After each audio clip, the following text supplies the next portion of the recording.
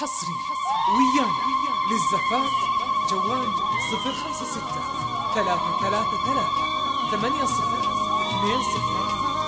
حصري ويانا للزفاف جوال 056 333 8020. أسألك يا شاعر عن جمال البنت هذه، هو حقيقة أو خيال؟ تقدر أنك توصفه بأبيات؟ أهو هذا حيرت من شافها قبلك وقالوا مستحيل. حد يوصف سحرها الفتان مع زود الدلال، حد يوصف سحرها الفتان مع زود الدلال. صالحة ما شفت قبله لا شبيه ولا مثيل، لكن بشعري بحاول حتى لو مالي مجال.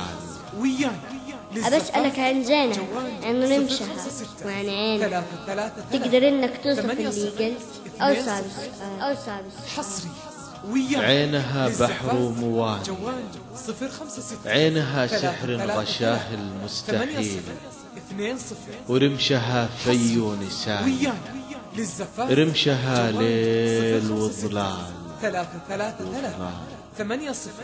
أسألك عن شعرها، أنها كانت حسن فيها، تقدر إنك توصفه بأبيات أو صعب السؤال؟ شعرها ظلام غشا صبح الجبين، شعرها شلال سحر يقول يا شاعر تعال أسألك عن وجهها، عن فمها، عن سواليف الحسن في دمها، تقدر تجاوب سؤالي ولا هو صعب السؤال؟ وجهها نور يغيض بطلته شمس العباد، وفمها توت يفوق بروعته كل الخيال.